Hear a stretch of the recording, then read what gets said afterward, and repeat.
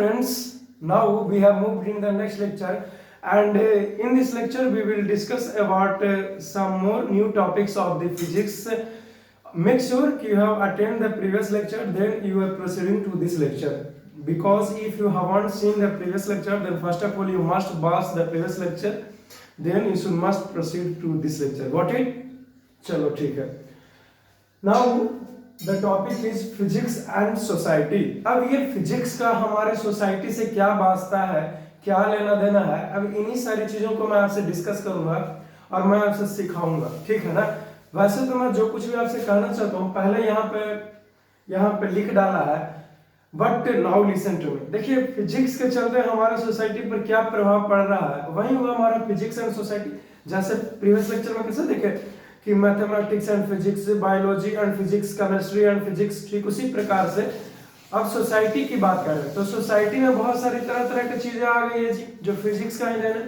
अब किसी भी चीज को देख लीजिए, जैसे इलेक्ट्रिक बल्ब हो गया, तो इलेक्ट्रिक बल्ब हमारे सभी के पास ही होगा, ठीक है. अब एलईडी टीवी देखिए, चाहे किसी भी चीज को देखिए, तो या फिर पहले क्या होता था, पहले कोई किसी भी तरह का ट्रैवलिंग, फास्ट ट्रैवलिंग कार्स नहीं हुआ करता था, तो पैदल ही जाना पड़ता था, ब्लॉकवार्ड से जाना पड़ता था. बट अब ऐसा नहीं है, अब ऐसा बिल्कुल है ही नहीं. अब क्या हो गया, अब तो कोई चाहे तो यहाँ से दिल्ली टू मुंबई कुछ ही क्षण में जा सकता है ना जी. पटना से कोई हैदराबाद जाना चाहे या फिर चेन्नई या फिर दिल्ली, तो यूं ही बस 4 घंटा 3 घंटा 2 घंटे में ही चला जाएगा बाई एयरवेज यानी कि एरोप्लेन्स के द्वारा ऑफ कोर्स जा सकता है. तो कहीं ना कहीं ये फिजिक्स का हमारा रोल हुआ, हमारा सोसाइटी में ये देन है. तो ये किसका देन है, तो फिजिक्स का ही देन है. वही हमारा फिजिक्स एंड सोसाइटी हुआ. समझ गया ना. अब देखिए इन्हीं सारे, अब देखिए मैंने क्या लिखा है, the advancement of technology as a result of discoveries of knowledge of physics. जैसे जैसे हमारा टेक्नोलॉजी में एडवांसमेंट हुआ, जैसे टेक्नोलॉजी की नीड ही फिजिक्स की न्यू डिस्कवरीज का कारण बनता है. बात समझ में नहीं आई? चलिए मैं आपको बताता हूँ. जैसे सपोज दैट, मैं ऐसा मान लेता हूँ जी, कोई व्यक्ति है, उसको देखने में असमर्थ है, यानी कि वो देख नहीं पा रहा है अच्छे से, ठीक है. सो कॉल्ड मायोपिया और hypermetropia, you have already studied in class 10, ठीक है ना. शॉर्ट साइटेडनेस और हाइपरमेट्रोपिया मींस लॉन्ग साइटेडनेस. तो देखिए होता क्या है कि अगर सपोज दैट आप जानिए कि किस में दूर वाला नहीं दिखेगा और किस में पास नहीं दिखेगा, मैं आपको आइडियाज दे रहा हूँ, ठीक है. अब जैसे कि मुझे दूर की वस्तु नहीं दिख रहा है, तो फिजिक्स हमको प्रोवाइड किया, फिजिक्स के ही कारण में हम लोग स्पेक्टेकल्स का इस्तेमाल किया, गॉगल्स का इस्तेमाल किए, और फिर जाके हमारा जो है वो करेक्शन ऑफ द आई होता है और हम लोग दूर वाली वस्तु भी देख पाते हैं. तो देखिए कहीं ना कहीं जो हमारा नीड्स था कि हमें स्पेक्टेकल चाहिए, वो पूर्ति किया किसने, तो फिजिक्स का नॉलेज पूर्ति किया. बात को समझिए. जैसे कि इच्छा हुई कि नहीं भाई ये चीज होनी चाहिए, जैसे इच्छा हुई, जरूरत था कि पक्षी ही क्यों उड़ सकता है, हम लोग भी आसमान में उड़ेंगे, तो ये इच्छा हुई, ये जरूरत थी, ये नीड थी, इसीलिए एरोप्लेन्स का डिस्कवरीज वगैरह हुआ, एरोप्लेन्स की पे काम किया गया, फिर फाइनली एरोप्लेन्स जो है वो आज ट्रैवलिंग कर रहा है ना. तब तो वो नीड्स जो है वो नया टेक्नोलॉजी का डिमांड ही हमारा नया फिजिक्स का डिस्कवरी का कारण बनता है ना. जैसे मान लीजिए कि आपको किसी भी चीज को करना है, तो आपको सबसे पहले उसकी आवश्यकता होता है, तब तो उसके ऊपर वर्क करते हो. जैसे सपोज दैट बेस्ट, हाँ मुझे पता है इतना एग्जांपल काफी है, but now listen to me. जैसे कि आप एग्जामिनेशन में बैठे हुए हैं, तो एग्जामिनेशन में आप क्वेश्चन सॉल्व करते हैं. क्यों करते हो? क्योंकि आपको नीड है, जरूरत है उसका सोल्यूशंस का, कि इस क्वेश्चन को सोल्यूशन करूंगा तो मार्क्स आएंगे, तो अच्छे नंबर आएंगे, तो अच्छी कंपनियां मुझे क्या करते हैं, उसको प्रमोट करेगा और क्या चाहिए नहीं हो. तब आपने उसका सोल्यूशन किया क्वेश्चन को, तो नीड ही है जो कारण बनता है. आई होप कि आपने समझ गया होगा अच्छे तरीके से. अब now get ready for the points. Now come to the point. Knowledge of physics has made a significant impact on human lives. Technology के कारण, टेक्नोलॉजी चाहिए मुझे नया, इसी के चलते, नहीं फिर से मैं वो बात नहीं बोल रहा हूँ, मैं कुछ दूसरा बोल रहा हूँ. Long listen to me. Technology के कारण ही, टेक्नोलॉजी के चलते ही वो क्या होता है कि फिजिक्स में नया चीजों को इम्प्लीमेंटेशन किया जाता है और उसको नया डिस्कवरी करके पढ़ाई किया जाता है, और जिसके चलते हमारे सोसाइटी को बहुत ही ज़्यादा प्रचुर मात्रा में फायदा हुआ, बेनिफिट्स हुआ हमारे ह्यूमन लाइफ्स के लिए, वेलफेयर के लिए। Have you got it? कैसा हुआ तो आप सभी को जाना है। फिजिक्स के कारण ही हम लोग तरह तरह का डिस्कवरी हुआ, ताकि इन्वेंशंस हो पाए, खोज हो पाया, और उसके कारण आज हम लोग हमारा लाइफस्टाइल और बेटर बनते जा रहा है ना। Now following are the such examples are, और इसी तरीके के कुछ निम्नलिखित एग्जांपल्स मैंने लिया है कि किस प्रकार से हमारा टेक्नोलॉजी है जो फिजिक्स का देन है, और जो फिजिक्स है वो हमारे सोसाइटी के लिए बहुत ही ज्यादा लाभदायक है। तो कुछ निम्नलिखित एग्जांपल के माध्यम से मैं आपको समझाने का प्रयास करता हूँ। बट देखिए मैंने क्या लिखा है यहाँ, मैंने लिखा we travel faster in aeroplane. तो इसमें क्या प्रॉब्लम हुई जी? सही बात है, हम लोग एरोप्लेन में बहुत ही जल्दी फास्टर ट्रैवलिंग करते हैं in comparison to buses, cars, train भी बोल दो, है ना। तब हाँ पता है उससे भी तेज चलता है जेट फाइटर, तो उससे तो क्या हुआ, लेकिन फिर भी हम लोग एरोप्लेन में काफी अच्छे से सफर करते हैं। अब सब कोई तो जेट फाइटर से नहीं ना चल सकता है। Anyhow now we enjoy colour television. अब हम लोग क्या करते हैं कि कलर टेलीविजन का एंजॉय कर पाते हैं। पहले क्या था, रंगीन टीवी नहीं हुआ करता था, टीवी तो था, टेलीविजन तो था, पहले भी लोग देखते थे, but black and white pictures दिखता था, उसमें बहुत प्रॉब्लम्स क्या है वो तो आप अच्छे से देख पाते हैं। अभी कलर टेलीविजन को एंजॉय कर पाते हैं एकदम अच्छे से, कलर एक्यूरेसी वाला सा। वो जाते तो कहते क्या मैं ऐसा पैनल दीजिए एकदम कलर एकदम एक्यूरेट दिखा, है ना। तब किसका देन है? फिजिक्स का, जो कि फाइनली टेक्नोलॉजी का देन है। Next point 3, we use electricity to operate different electrical appliances such as electric bulb। देखिए हम लोग अब क्या करते हैं, इलेक्ट्रिसिटी का इस्तेमाल करते हैं, किस लिए जी? तो इलेक्ट्रिकल अप्लायंसेस को रन करने के लिए। जैसे ये माइक दिख रहा हो, ये भी इलेक्ट्रिक के कारण ही चल रहा है। अब जैसे कि ये स्मार्टफोन ही देखिए, तो क्या लगता है जी ये स्मार्टफोन इलेक्ट्रिसिटी से नहीं चल रहा है? हाँ मुझे पता है इसके अंदर लिथियम आयन बैटरी है, बट एक बात बताओ, वो भी क्या कर रहा है, एक हल्का अमाउंट में कुछ करंट को प्रोड्यूस कर रहा है, तभी तो यह रन कर रहा है, कर रहा है। ऐसा नहीं कि 440 वोल्ट है वहीं इलेक्ट्रिक करंट बोलेंगे, डीसी है फिर भी वो करंट का ही रूप हुआ, है ना। तब तो इलेक्ट्रिक बल्ब अभी यहाँ पे साथ कुछ लाइटनिंग लगा हुआ है और माइक रन कर रहे हैं, ये तो पक्का चल रहा है करंट के से ही, इक्विपमेंट्स लगे हुए हैं। एनीहाउ, और इलेक्ट्रिक आयरन, जब आप लोग ड्रेसेस वगैरह को सीधा स्ट्रेट करने के लिए, रिंकल्स को हटाने के लिए इलेक्ट्रिक आयरन का इस्तेमाल करते हैं, तो वो इलेक्ट्रिक करंट से ही चलता है ना, यानी कि इलेक्ट्रिसिटी से चलता है। तो इलेक्ट्रिसिटी का हम लोग उपयोग कर पा रहे हैं, और जिसके कारण हम लोग इलेक्ट्रिकल अप्लायंसेस को रन कर रहे हैं। तो इलेक्ट्रिकल अप्लायंसेस एंड इलेक्ट्रिसिटी भी किसका देन है? फिजिक्स का देन है। तो कितनी बड़ी बात है कि हमारी सोसाइटी में आज इलेक्ट्रिसिटी आ गया है और हर घर में उजाला ही उजाला है। Have you got it? इन सारी चीजों हमारा जो सोसाइटी है इस तरीके से डेवलपमेंट होते जा रहा है। पहले कुछ और था, अब कुछ और बनते जा रहे हैं, और बनते चले जाएंगे, इसीलिए चिंता नहीं करना चाहिए आपको। Next point 4, we send satellites into outer orbit to learn about the conditions in outer space। अब देखिए पहले तो उतना टेक्नोलॉजी एडवांस नहीं था, और हम लोग सैटेलाइट को लॉन्च नहीं कर पाते थे, न रॉकेट्स को भेज पाते थे, इसीलिए हम लोग नहीं जान सकते थे कि बाहर की दुनिया में क्या हो रहा है, स्पेस में क्या हो रहा है। बट अब क्या हो गया है स्टूडेंट, कि अब हम लोग सैटेलाइट को लॉन्च भी कर सकते हैं, उसके बारे में जान भी सकते हैं, और तो और पता लगा सकते हैं कि बाहर का जो स्पेस की दुनिया है वो क्या हलचल मची हुई है।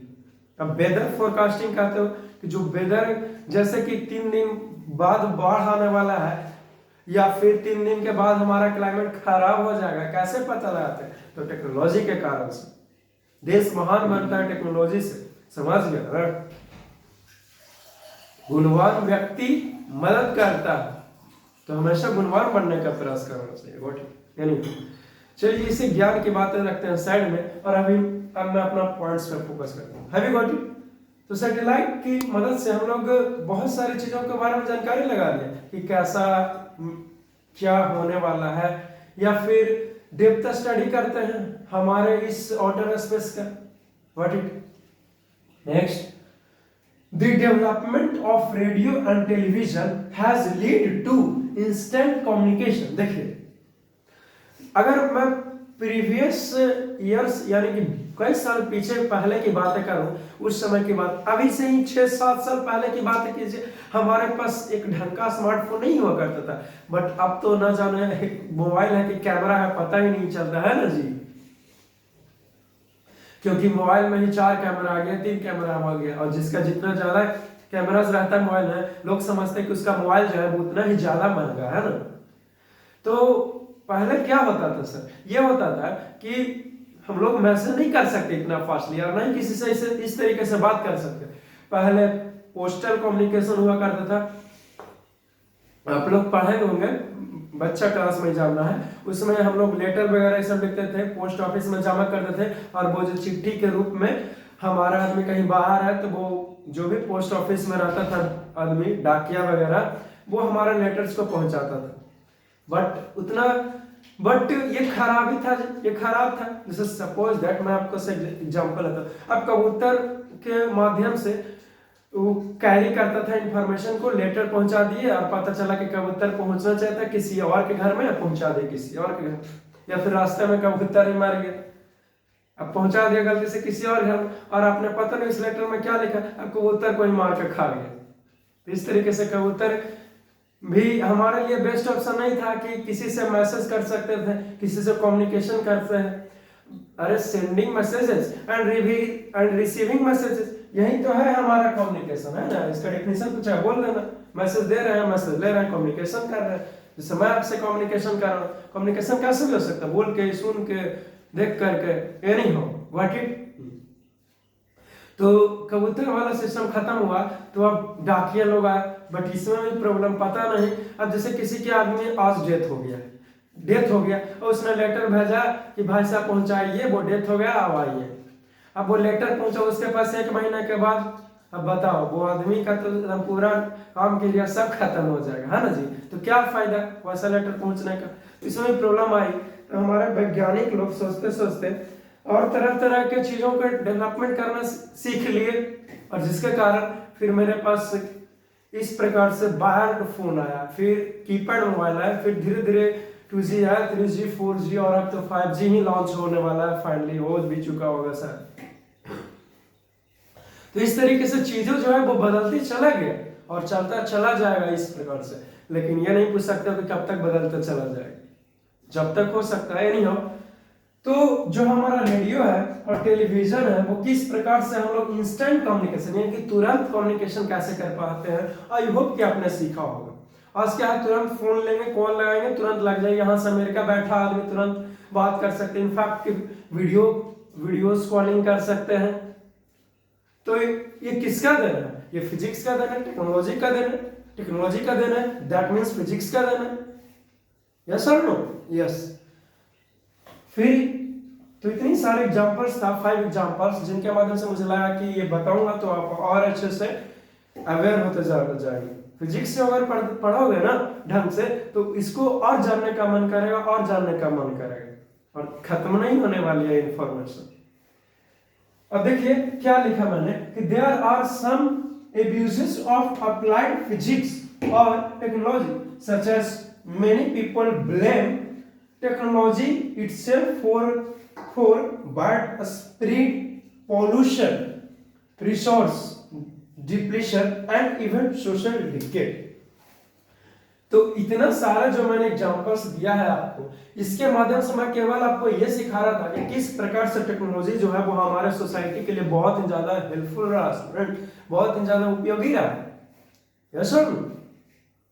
बट अब मैं आपसे ये कहूं कि जहां फायदा वहीं नुकसान है, और जहां नुकसान है वहीं फायदा। ऐसा होता है क्या कि ऐसा ही है ना जी। तो हमारा इस प्रकार से टेक्नोलॉजी का इस्तेमाल करके बहुत फायदा हो रहा है, कि किसी से कम्युनिकेट कर पाते हैं, तो बहुत सारे लोग जो है वो ब्लेम भी करते हैं कि हमारा ये टेक्नोलॉजी के कारण ही हमारा इस प्रकार से इन्वायरमेंट जो है वो खराब हो रहा है। जैसे अब रेडिएशन, अब टावर वाला सिस्टम आ गया तो टावर रेडिएशन फैला रहा है, बहुत सारे स्पैरो गोरैया का तो अब नामो निशान खत्म हो गया, बहुत सारा पक्षी वगैरह ये सब तो ऐसे ही मर गए। अब तो मैना भी बहुत कम दिखता है ना। तो किसके कारण? ये टेक्नोलॉजी के कारण। अब टेक्नोलॉजी जो है बस वो अब समुद्र पर भी अपना कब्जा कर ली, तो एक्वेटिक एनिमल्स को रहने में तकलीफ होने लगता है। तो इस प्रकार से टेक्नोलॉजी के कारण जो है वो क्या हो रहा है, तो कहीं ना कहीं हमारे सोसाइटी को हानि भी। आई होप कि आप समझ पा रहे हो कैसे। अब जैसे कि स्मार्टफोन आया, अब टेलीविजन आया, रेडियोज आया, कि किसी प्रकार का न्यूज देख। अब बच्चा लोग क्या कर रहा है कि अब उसको खोल करके बैठे हुए उसमें मोबाइल में वीडियोस गेमिंग करने लगे, तो ये आपको गड्ढा की ओर ढकेल रहा है, आप तरक्की की ओर नहीं जा रहे हैं। अब टेक्नोलॉजी को चुंगल में फंसता चले जा रहा है। अब टेक्नोलॉजी है तो उसका सही इस्तेमाल कीजिए ना, स्मार्टफोन है तो स्मार्टफोन का सही से इस्तेमाल किया जाएगा। किसी का वीडियोस देखने के लिए, कोई जानकारी वाला इंफॉर्मेशन देखने के लिए कुछ भी हो सकता है, बट आप क्या कर रहे हो, आप गेम खेल रहे हैं। क्यों? खेलने का इतना ही मन है तो कभी कभी खेल, आप मूवीज देख रहे हो, आप सॉन्ग सुन रहे हैं, तो ये सब टेक्नोलॉजी का एब्यूजेस है, यानी कि खराबियां हैं। तो इन सारी चीजों को ध्यान में रखना चाहिए, वरना ऐसा कहने का मौका मिले कि टेक्नोलॉजी के कारण हमारा सोसाइटी नुकसान हो रहा है, ऐसा बिल्कुल नहीं होना चाहिए। टेक्नोलॉजी के चलते हमारे सोसाइटी को हमेशा तरक्की होना चाहिए। Have you got it?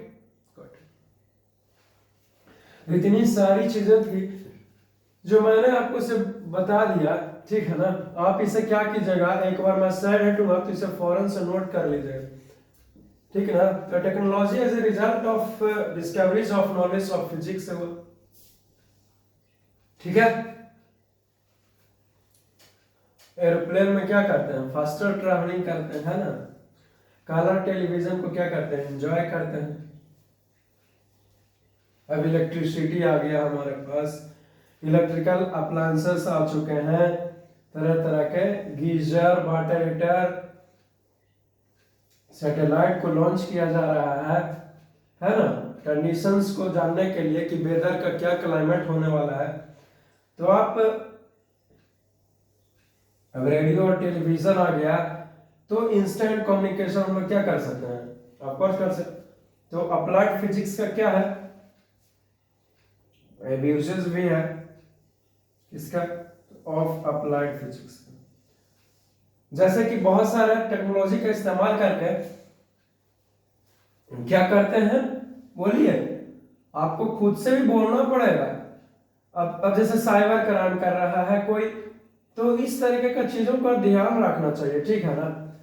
अब जैसे किसी चीज का हैक कर लिया, अब हैकिंग का बहुत सारा प्रॉब्लम्स आ जाता है, पॉल्यूशन भी फैला रहा है रेडिएशन के रूप में। तो आप इतनी सारी चीजों को नोट करेंगे ताकि मैं कुछ और आपसे।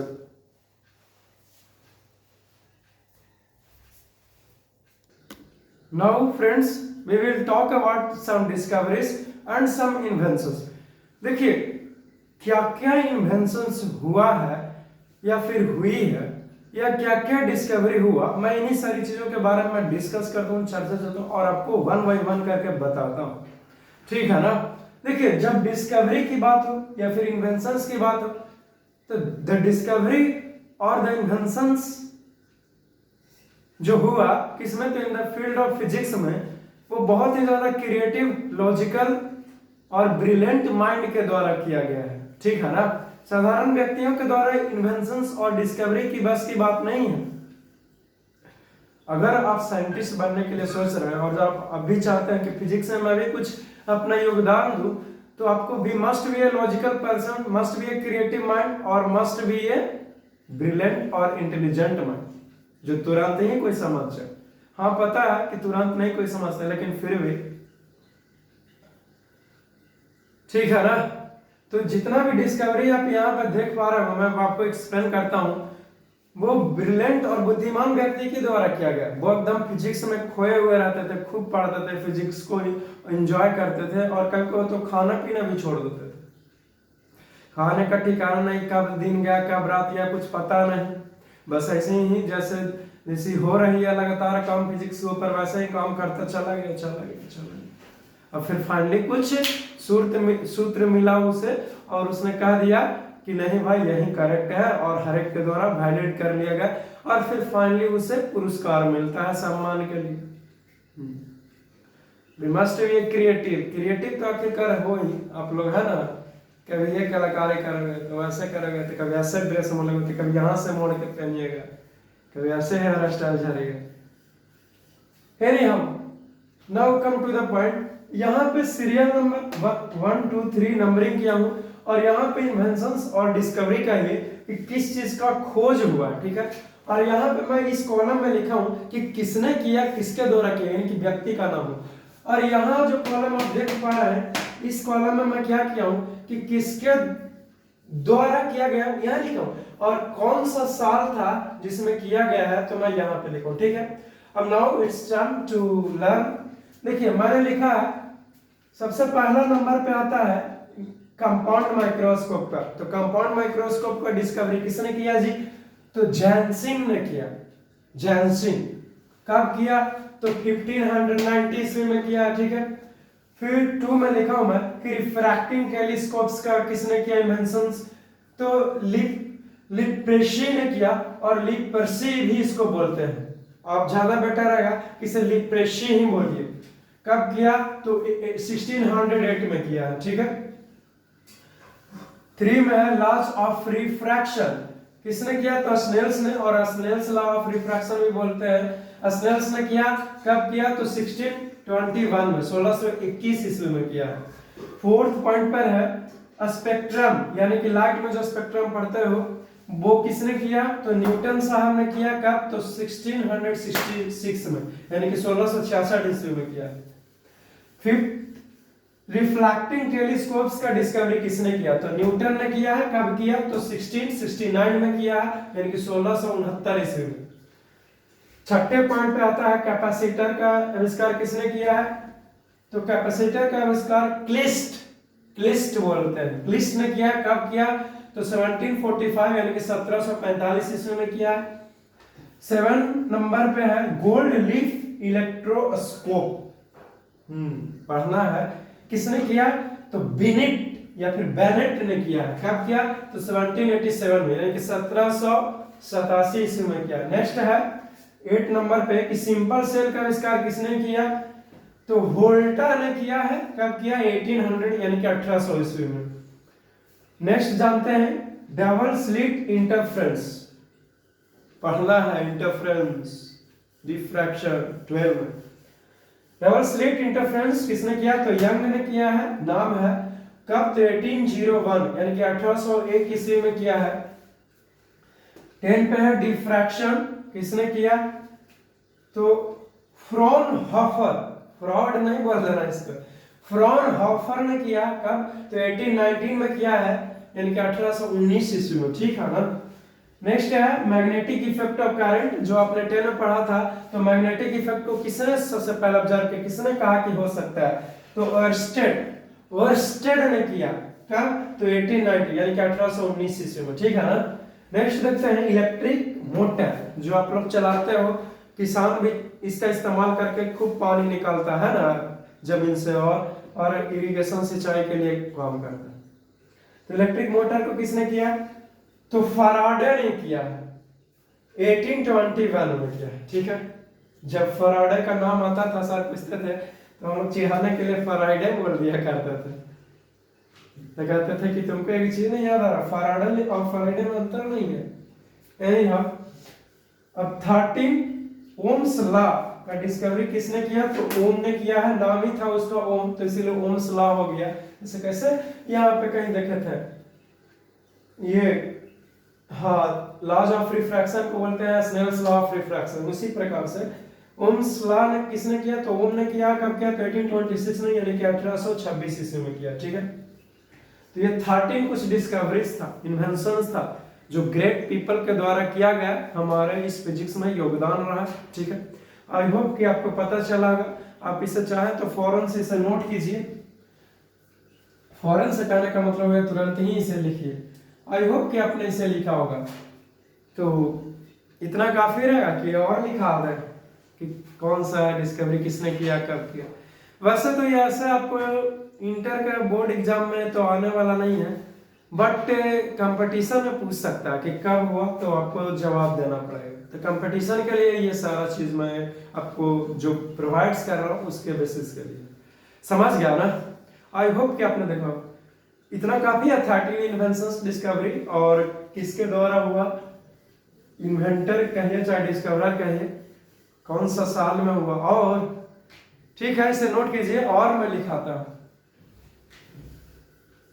Now let us see about the next. अब देखिए आपको 13 टोटल के टोटल 13 इन्वेंशंस और इन्वेंटर का नाम लिखा है और कौन से इसमें हुआ। और 14 से लेकर के 25 तक लगी मैं लिखा रहा हूँ, यानी कि टोटल 25 मैंने लिखा है।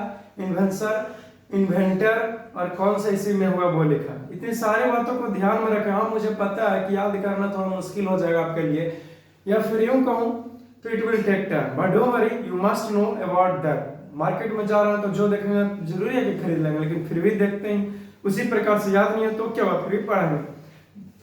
नाउ लेट अस सी 14 में मैं लिखा हूँ ट्रांसफार्मर। ट्रांसफार्मर को किसने किया है डिस्कवर, तो फराडे ने किया। कब किया, तो 1831 में, यानी कि 1871 में। व्हाट इट नेक्स्ट है डायनामो। डायनामो क्या हुआ सर, तो इससे इलेक्ट्रिसिटी उत्पन्न करने का एक तरीका है, साधन हुआ। तो फराडे ने किया, कब किया, तो 1831 ईस्वी में, यानी कि 1831 में, ठीक है। नेक्स्ट यहाँ पे है लॉज ऑफ इलेक्ट्रोलाइसिस। तो laws of electrolysis also Faraday ने किया, कब, तो 1834 में किया, ठीक है। नेक्स्ट 17 नंबर पे आता है सेमीकंडक्टर का आविष्कार किसने किया, तो रोजेंसक्वाल्ड। रोजेंसक्वाल्ड कब किया, तो 1834 में, ठीक है। अब देखिए 18 नंबर पे लिखा हूं कैथोड रेज। तो कैथोड रेज को बहुत सारे साइंटिस्ट ने किया, कार्ल का भी नाम दे दिया, तो जूलियस, एक जर्मन साइंटिस्ट जूलियस का भी नाम दे दिया गया, और नहीं तो जे थॉमसन भी कहा जाता है, इसीलिए यहाँ पे पता नहीं किसने किया। और बाकी आप लोग देख लीजिए सर्च मार के, है ना। कब, लेकिन कब हुआ था ये तय है कि 1859 में हुआ था। व्हाट इट 19 नंबर पे है इलेक्ट्रिक लैंप का। इलेक्ट्रिक लैंप एडिसन के द्वारा किया गया था, कब किया गया, तो 1879 में किया गया था। व्हाट इट 21 नंबर पे मैं लिखा हूं रेडियो एक्टिविटी का, ये पूछ देता है रेडियो एक्टिविटी, ठीक है ना। बैक्यूरेल ने किया, कब किया, तो 1896 में किया है। 22 में है न्यूक्लियर रिएक्टर, किसने किया, तो फर्मी ने किया है 1942 में, ठीक है। 23 नंबर पे आता है ट्रांजिस्टर। तो ट्रांजिस्टर का आविष्कार किसने किया है, तो शॉकली, नाम सुनेगा, शॉकली या फिर वर्निंग एंड ब्रैटेन दोनों मिलकर किया। शॉकली ने किया के लिए, या फिर ब्रैडिन एंड ब्रैटेन ने किया, ब्रिटेन नहीं ब्राटेन, या फिर ब्रिटेन, थोड़ा सा उच्चारण ब्रिटेन से अलग रहना चाहिए, ठीक है ना। कब किया, तो 1947 में किया, 1947 ईस्वी में, जब भारत आजाद हो रहा था। ये अपना लगा था ट्रांजिस्टर का आविष्कार में, है ना। क्या मनसा है, ऐसे ही होना चाहिए कि कुछ भी वजह मतलब हम अपने काम में खोए हुए हैं। एनी हाउ नेक्स्ट देखते हैं इंटीग्रेटेड सर्किट। कीलवी ने किया, कब किया, तो 1958 में, यानी 1958 ईस्वी में किया है। Optical fibre, last one, optical fibre को किसने किया, तो कॉवन और न्यूनिस एंड बिलिश 1966 में किया, ठीक है। ठीक, इतनी सारी चीजों को लिख लीजिएगा मैं साइड का। अब जितना भी इतनी सारी चीज लिखते थे, एक बार ध्यान है बस इसको रखना, ठीक है ना। ठीक है, ऐसा नहीं कह रहा हूँ कि आपको एकदम पूरा रट लेना, लेकिन आपको याद करना चाहिए। जब बड़े कंपटीशन में जाएगा तो हो सकता है पूछ दे, तो ऐसा नहीं लगा कि नहीं जानते हैं, ऐसा बिल्कुल नहीं बोलना है। इसलिए मैंने आपको हर एक चीज लिखा दिया है, समझ गया ना, अच्छी बात है। देखो फिर से आप चाहे तो नोट कर सकते हैं, आई होप कि आपने किया होगा। व्हाट इट अब देखो, तब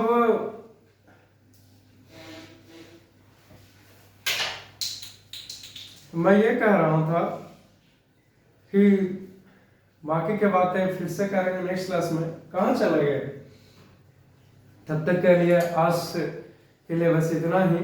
और फिर से मिलें कुछ नेक्स्ट लेक्चर में कुछ नए अंदाज में। तब तक के लिए बस हंसते रहिए, बस यही गुजारिश है। And take care.